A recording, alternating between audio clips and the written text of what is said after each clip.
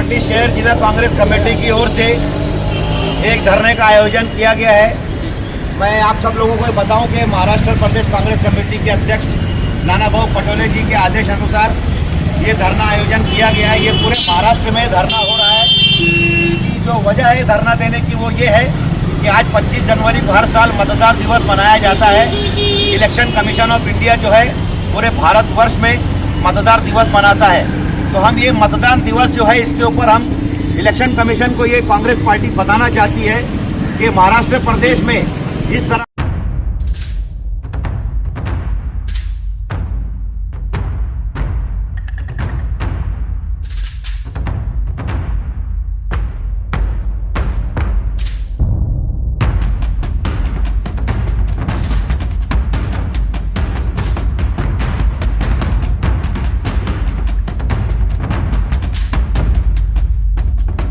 इस 25 जनवरी election commission की तरफ से मतदान दिवस के तौर पे मनाया जाता है हर साल।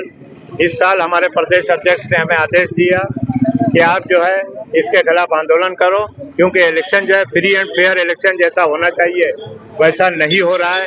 मतदान यादी की बहुत बड़ी गड़बड़ है। भिवंडी जैसे शहर में, भिवंडी पश्चिम में, भिवंडी पूरब में तकरीबन जो है दोनों तरफ 20-20 हजार मतदान जो है कम करने के लिए, और कंप्लेनेंट कितने हैं 8 से 10 लोग, जो उस मतदान यादी के यादी नहीं। कानून क्या है कि ऑब्जेक्टर जो है उसी यादी का वोटर रहना चाहिए। उसके बावजूद जो है जैसा न्याय हमको मिलना चाहिए था वैसा न्याय हमको नहीं मिला। इलेक्शन जो है फ्री एंड फेयर इलेक्शन नहीं हो रहा है। इलेक्शन कमीशन की तरफ से जो बातें आती हैं उसके खिलाफ जो है आज पार्टी जो है हमारा यहाँ आंदोलन कर रही है। आपने देखा होगा कि 5:30 बजे तक कितना % पोलिंग हुई वो आप देखो, और 5:30 बजे के बाद 6:30 बजे, 7:30, 8:30, 6:30 बजे तक जो जाहिर हुआ, उसके बाद जो है रात में 11 बजे इलेक्शन कमीशन जाहिर करता है कि 76 लाख वोटर जो है अभी तक 6:30 और 9:30 तक जो है मतदान हुए हैं। इतना ये पॉसिबल नहीं है। ये आज जो चल रहा है अनडिक्लेयर इमरजेंसी है। बिल्कुल हम एकदम खुली तौर पे बोल रहे हैं, ये अनडिक्लेयर्ड इमरजेंसी है, डिक्टेटरशिप है, और डिक्टेटरशिप के खिलाफ जो है कांग्रेस पार्टी जो है विचारधारा की लड़ाई लड़ रही है। एक विचारधारा भारतीय जनता पार्टी RSS की है, दूसरी विचारधारा जो है कांग्रेस की और उसके सहयोगी जो पार्टियां हैं उनकी है। और ये विचारधारा की लड़ाई जो है जब देश आजाद हुआ तब से चल रही है, और आज इनको सत्ता मिली तो ये उसका दुरुपयोग करके आज भी भारत में अधिकतर लोग जो है वो सेकुलरिज्म की विचारधारा को मानते हैं और उसके ऊपर काम करना चाहते हैं। लेकिन कहीं ना कहीं EVM के जरिए, इलेक्शन कमीशन के जरिए, और बहुत बड़ा आरोप अभी परसों आपने देखा होगा सोशल मीडिया पे, सुप्रीम कोर्ट के एडवोकेट प्रशांत भूषण, उन्होंने आरोप लगाया कि 9 करोड़ रुपए पे मैंने सुप्रीम कोर्ट में न्याय खरीदा। तो ये जो बात है, कहाँ जाएगा हम न्याय के लिए? हम हिंदुस्तान की सीमा में ही न्याय चाहते हैं।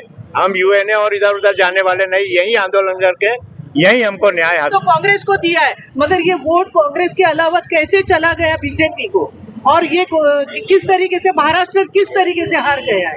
महाराष्ट्र हारने वाली जगह नहीं थी, हरियाणा हारने वाली जगह नहीं थी। ये नरेंद्र मोदी का खेल है, ये बीजेपी का खेल है। और आज 2-4 दिन से हम सुन रहे हैं कि मोहन भागवत भी भिवंडी शहर के दौरे पे है। पता नहीं क्या पट्टी पिलाने के लिए वो लोगों को यहाँ पर भड़काने के लिए आए हुए। देश का माहौल बिल्कुल खराब है और हम इलेक्शन कमीशन के एकदम खिलाफ है। इलेक्शन कमीशन ने जो किया है बहुत खराब काम किया है। बहुत बड़ी रिश्वतखोरी का काम चल रहा है इस देश में। गरीब लोगों को बेचा जा रहा है और अमीरों को अमीर बनाया जा रहा है। मोदी सरकार सिर्फ अडानी और अंबानी को लेकर चल रहे, गरीब की चिंता उनको बिल्कुल भी नहीं है। बहरहाल ठीक है, ये सब चीजें होती है और होते रहेगी जब तक बीजेपी सरकार इस देश में राज करेगी। मैं आप लोगों से गुजारिश करती हूँ कि इस न्यूज को ज्यादा से ज्यादा लोगों तक पहुंचाओ, क्योंकि अगर EVM जब तक रहेगी ये समझ लो हमारा देश बर्बाद होते रहेगा। मगर ऊपर वाला कुदरत जो है वो किसी को माफ नहीं करती। अमेरिका अपने आप को बहुत पावरफुल बोलती थी, पावर है बोले मेरे पास बहुत, बहुत सुपर पावर अपने आप को कहलाती थी। आज देख लो कुदरत का जो मार है वो किस तरीके से लगी है। तो अमित शाह और नरेंद्र मोदी भी आंख खोल के और कान खोल के सुन ले कि जब जिस दिन कुदरत की लाठी इनके ऊपर पड़ेगी तो ये भागते हुए अमरीश पुरी की तरह, विलन की तरह भागते हुए नजर आएंगे ये।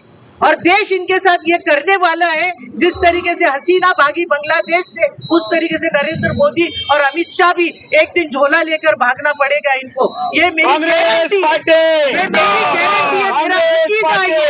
और हम सब मिलकर, हमारे भिवंडी शहर का भी इलेक्शन पूरे कांग्रेस के माहौल में था, मगर ये जिस तरीके से लोगों ने गद्दारी की, ईवीएम मशीन की गद्दारी बोलो, कुछ लोगों की गद्दारी बोलो, और उस तरीके से जो हमारी कांग्रेस की सीट गई है ना, ये भी बहुत दुख वाली बात है। देश को बेचना बोले तो ये आतंकवादी का काम होता है, टेररिस्ट का काम है। देश के साथ गद्दारी करने वाला एक टेररिस्ट रहता है। तो नरेंद्र मोदी, अमित शाह और वो जो योगी आदित्यनाथ, उनको अभी जो है ना साधु का भेष है, साधु ही बन के रहना चाहिए। देश चलाने के लायक ये लोग नहीं है। मैं आप लोगों से गुजारिश करती हूँ और अपने 2 अल्फाज खत्म करती हूँ कि आप लोग इसको ज्यादा से ज्यादा हाईलाइट करें और हमारे रशीद ताहिर साहब का और भिवंडी में कांग्रेस पार्टी का हाथ मजबूत करें। जय हिंद, जय महाराष्ट्र, कांग्रेस पार्टी जिंदाबाद, जिंदाबाद। दिन पूरे भारत में मतदाता दिवस के रूप में मनाया जाता है, लेकिन हमें और आपको सभी को मालूम है कि जब से ईवीएम आया है, मतदाताओं की अहमियत खत्म हो गई है। देश का मतदाता चिल्ला चिल्ला के कह रहा है कि हम वोट कहीं और डालते हैं, हमारा वोट कहीं और जाता है। तो हम लोग आज के दिन ये विरोध कर रहे हैं कि हमें ईवीएम नहीं चाहिए। अगर आप चाहते हैं कि मतदाता के वोट का उपयोग सही तरीके से हो तो ईवीएम खत्म करना चाहिए। उसकी वजह मैं आपको बताऊं, अमेरिका जैसा इतना तरक्की याफ्ता मुल्क जहां पर ईवीएम से वोटिंग नहीं होती है, जबकि अमेरिका में आपको मालूम है कि 1-1 मिनट की कीमत होती है, उसके बाद भी उन लोगों ने बैलेट पेपर से चुनाव कराते हैं। दुनिया के दूसरे मुल्क आप ले लो जो तरक्की याफ्ता, इटली वगैरह, सब जगह वोटर जो है बैलेट पेपर से चुनाव होता है। तो भारत में ईवीएम क्यों? तो ईवीएम का पूरे देश में अगर आप सर्वे कर लेंगे तो तमाम लोग, आपको 90% लोग ये चाहते हैं कि ईवीएम से वोटिंग नहीं होनी चाहिए। आज हमारे देश का लोकतंत्र खतरे में है। मुल्क जब आज़ाद हुआ था तो हमारे जो संविधान बनाने वाले लोग थे, बाबा साहब अम्बेडकर जैसे लोग, वो चाहते थे कि इस मुल्क में लोगों की हुकूमत होनी चाहिए। लोकतंत्र का मतलब लोगों की हुकूमत होनी चाहिए। लोगों की हुकूमत कब बनेगी? जब हम जिसको चुनेंगे वो सत्ता में बैठेगा, तब होगा। आज तो हम किसको वोट देते हैं, ईवीएम किसी को भी चुन लेता है। और इसका सबूत ये कि महाराष्ट्र के अंदर एक गांव है जहां के लोगों ने कहा कि हमने कांग्रेस को वोट दिया और हमारा वोट बीजेपी को चला गया। वहां के लोगों ने कहा कि हम इस तरह से हम अलग से अपना डिब्बा बनाएंगे, बैलेट पेपर बनाएंगे और पूरे गांव के लोग वोट डाल करके देखेंगे कि कौन लोग किसको वोट दिए। वहां पर इन्होंने कर्फ्यू लगा दिया। इससे बात साबित हो गई, इनकी चोरी पकड़ी गई। अब बताइए कैसे चलेगा ये? देश की जनता को, आज कांग्रेस के कार्यकर्ता रोड पे आए हैं, देश की जनता को ईवीएम के खिलाफ रोड पर आना होगा, नहीं तो ये अपनी मनमानी करते रहेंगे। जिस तरह आप देख रहे हैं भ्रष्टाचार उरूज पर है, रुपया जो है गिरता चला जा रहा है।